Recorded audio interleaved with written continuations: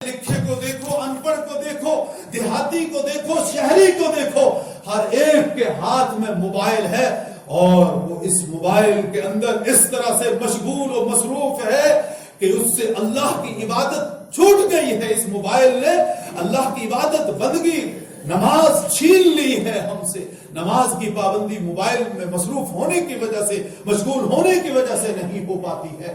اس mobile نے ہم سے قرآن کی تلاوت چھین لی ہے۔ اس موبائل نے ہم سے ذکر اور تسبیحات کا اہتمام کرنے کی نعمت جو ہے چھین لی ہے۔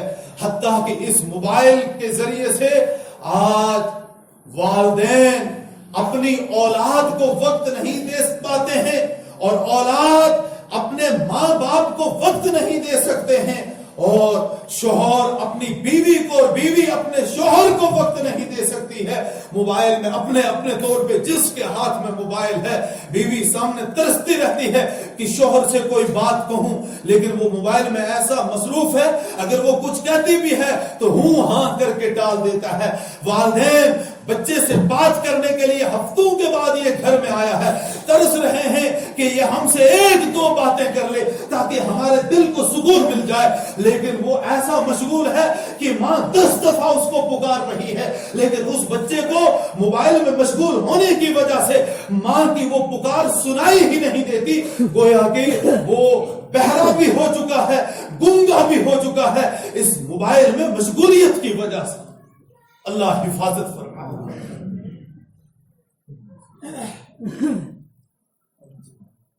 آج اس طرح سے ہمارا وقت گزر رہا ہے، اور جو اللہ نے یہ ہمیں نعمت دی ہوئی ہے یہ واپس آنے والی نہیں۔ فقیہ الامت حضرت مفتی محمود حسن گنگوئی علیہ رحمہ فرمایا کرتے تھے کہ جس طرح گنے کو نچوڑ دیا جاتا ہے، اس کا رس کسی پیالے یا گلاس میں نچوڑ دیا جاتا ہے، یا لیمو کو کسی پیالے یا گلاس میں نچوڑ دیا جاتا ہے، اور پھر اگر کوئی چاہے کہ گنے کا نچوڑا ہوا عرق یا لیمو کا نچوڑا ہوا رس اس گلاس یا پیالے سے واپس گنے یا لیمو کے اندر لوٹایا جائے تو ہرگز اسے نہیں لوٹایا جا سکتا ہے۔ اس طرح سے انسان کو جو عمر کا حصہ ملا ہوا ہے وہ گزر گیا، اب کوئی چاہے کہ وہ وقت واپس لوٹے گا تو ہرگز وہ لوٹنے والا نہیں۔ اگر آپ کے پاس پیسہ ہے، آپ نے جیب میں رکھا ہے، آپ نے صندوق میں رکھا ہے، آپ نے بینک میں رکھا ہے، تو آپ کا وہ پیسہ، آپ کا وہ مال تو محفوظ رہ سکتا ہے، لیکن آپ کا وقت اگر آپ چاہیں گے کہ محفوظ رہے گا تو وقت کبھی محفوظ نہیں رہ سکتا ہے۔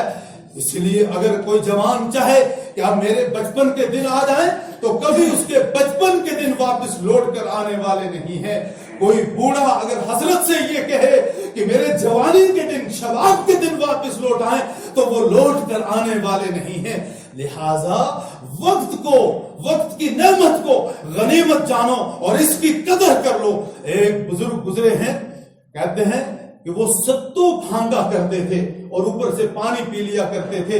کسی نے پوچھا کہ آپ روٹی کیوں نہیں کھاتے ہیں، روٹی کے بجائے آپ ستو پھانکنے کو کیوں ترجیح دیتے ہیں؟ تو کہنے لگا، اس بزرگ نے جواب میں کہا کہ روٹی کھانے کے بنسبت ستو پھانکنے میں میرا فائدہ ہے، اور وہ کتنا فائدہ ہے؟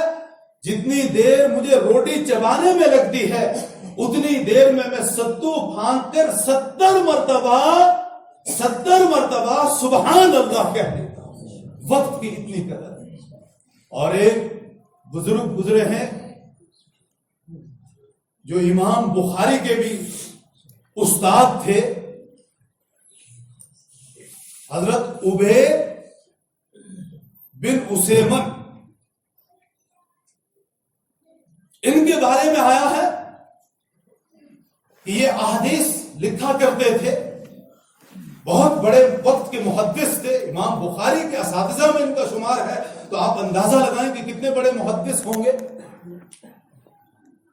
کہتے ہیں 30 سال تک انہوں نے اپنے ہاتھ سے کھانا نہیں کھایا۔ ان کی بہن تھی، وہ آتی تھی اور وہ लुकमा बना के रोटी तोड़ के इनके मुंह में डालती थी और ये चबाते थे, लेकिन तवज्जो हाथ इनका हदीस के लिखने में मशगूल रहता था, अपना वक्त जाया नहीं करते। और हमारे बुजुर्गों में गुजरे हैं डॉक्टर अब्दुल हई साहब, जो मुफ्ती मोहम्मद शफी साहब मुफ्ती आजम पाकिस्तान के मुर्शिद थे, पीर थे। हर वक्त अल्लाह के जिक्र में और किसी न किसी काम में मशगूल रहते थे और उस काम के दौरान भी अल्लाह का जिक्र करते थे। हाँ, जब बैतुल खला में जाते तो बैतुल खला में अल्लाह का जिक्र करना ममनू। कहते मैं उस वक्त को भी जाया नहीं करता था। जब बैतुल खला में गया तो उस वक्त में मैं बैतुल खला के अंदर जो लोटा रखा होता था उसको धो लिया करता था, उस वक्त को भी मैं जाया नहीं करता था। लेकिन आज हम अपना मुहासबा करें, अपने गिरबान के अंदर झांक कर देखें किस तरह से हम लोगों का वक्त जाया हो रहा है। तो अल्लाह रब्बुल इज्जत ने वल असर की कसम खाई है, और वल असर की कसम खा के अल्लाह जमाने और वक्त की अहमियत को बतलाना चाहते हैं कि कितनी अहमियत है, इसलिए वल असर वक्त की कसम खाई। और आगे फरमाया वल असर इन्नल इंसान लफी खुस्र, सारे के सारे इंसान खसारे में हैं। अबुल असद के अबू बकर सिद्दीक रज़ी अल्लाह अन्हु के किए हुए एतराज का जवाब भी अल्लाह रब्बुल इज्जत ने दे दिया। इन्नल इंसान लफी खुस्र, तमाम के तमाम इंसान खसारे में हैं, इल्लल्लज़ीना आमनू व अमिलुस सालिहात, सिवाय उन लोगों के जो ईमान वाले हैं और ईमान के तकाज़ों को अमल के जरिए पूरा करने वाले हैं। वतवासौ बिल हक, और हक की दावत देने वाले हैं। वतवासौ बिस सब्र, और हक की दावत देने पर अगर उनके साथ हालात आते हैं तो वो सब्र की भी वसीयत करते हैं और खुद भी सब्र करते हैं। ये मुख्तसर सी सूरत है, लेकिन इसके अंदर बहुत जामे पैगाम है। और आज के इस खास मौके पर मैंने ये पैगाम आपको इसलिए सुनाया कि बहुत सारे लोग कहते हैं जी नया साल आया। एक बात तो जहन में ये रखें कि हम मुसलमान हैं, ईमान वाले हैं, अल्लाह की तौहीद व वहदानियत और नबी अलैहिस्सलाम की नबूवत और रिसालत का हमने कलमा पढ़ा। लिहाजा हमारा इस्लामी साल जो है वो सन हिजरी है, कमरी एतबार से वो इस्लामी तारीख है। ये जो तारीख है ये ईसाइयों की है। हम चूंकि इस मुल्क के अंदर रहते हैं, यहाँ यही चीज राइज है, इसलिए इसका एहतमाम करने पर हम या इसके मुताबिक चलने पर हम मजबूर हैं। हमारी ये तारीख नहीं, लेकिन जब मजबूर हैं तो फिर भी हमें मजबूरी के दर्जे में ही इस तारीख के मुताबिक चलना है। उसके अलावा जो लोग जब ये सन ईस्वी का साल बदलता है उस मौके पर जश्न मनाते हैं और मुबारकबादियां पेश करते हैं, और आज तो हमारी जो नई नस्ल है अल अमान वल हफीज, वो तो हर तरह के प्रोग्रामों में शरीक होते हैं। श्रीनगर वाले दिल्ली, मुंबई, कलकत्ता जा रहे हैं, और जो वहां नहीं जा सके वो गुलमर्ग, पहलगाम, टंगमर्ग और वहां किन किन मकामात पे आज के इस मौसम में जाकर, और ये 31 दिसंबर को जाकर, और जो 31 दिसंबर की रात है उस रात को फहाशियत में, बुरियानियत में, बेहयाई के अंदर, शराब में, शबाब में, कबाब में गुजारते हैं। और वहां जो भी जाते हैं वहां जो जोड़े होते हैं उनको जाने की इजाजत होती है, और वो जोड़े गैर महरम लड़कियों को अपने साथ लेकर जोड़ा बनाकर जाते हैं। और सबसे ज्यादा जितने गुनाह जो हैं वो इस रात में होते हैं, शायद पूरे साल इतने गुनाह नहीं होते होंगे।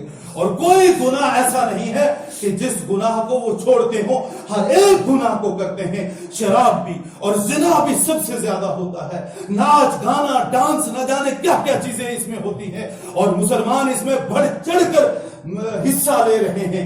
वो इस तरह से हिस्सा लेकर गोया कि अल्लाह रब्बुल इज्जत के कहर को दावत दे रहे हैं, अल्लाह के गजब को दावत दे रहे हैं, अल्लाह के गुस्से को बढ़ा रहे हैं, अल्लाह की नाराजगी में इजाफा कर रहे हैं, और नबी अलैहिस्सलातु वस्सलाम के कल्बे अतहर को मजरू और जख्मी कर रहे हैं, नबी अलैहिस्सलातु वस्सलाम को ईजा और तकलीफ पहुंचा रहे हैं।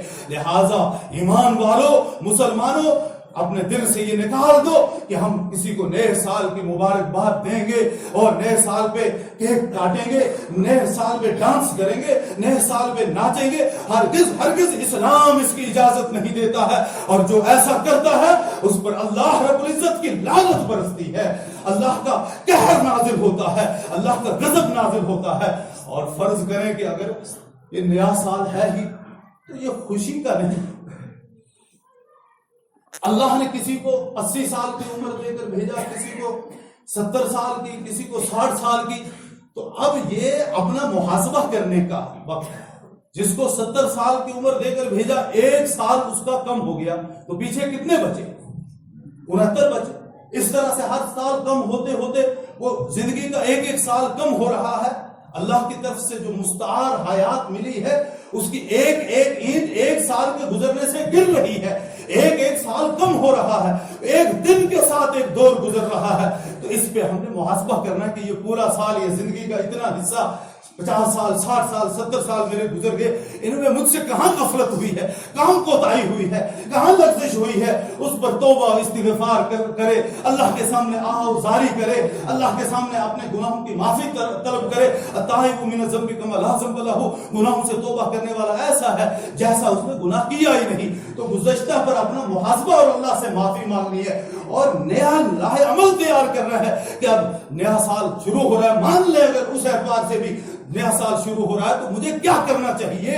اس کے لیے اپنے کچھ پروگرامات بنائے، دینی اعتبار سے، دین سیکھنے کے اعتبار سے اپنے اندر دینی جذبہ پیدا کرے، اعمال پر کھڑا کرنے کے لیے اپنے آپ کو خود آمادہ کرے، اپنے نفس کو جھنجھوڑے. اس کے لیے ہے یہ. لیکن افسوس کا مقام، ہم ناچ گانے، کھیل کود، شراب کباب اور شباب میں یہ وقت گزار رہے ہیں اور اللہ کے قہر اور غضب کو دعوت دے رہے ہیں. اللہ ہم سب کی حفاظت فرمائے.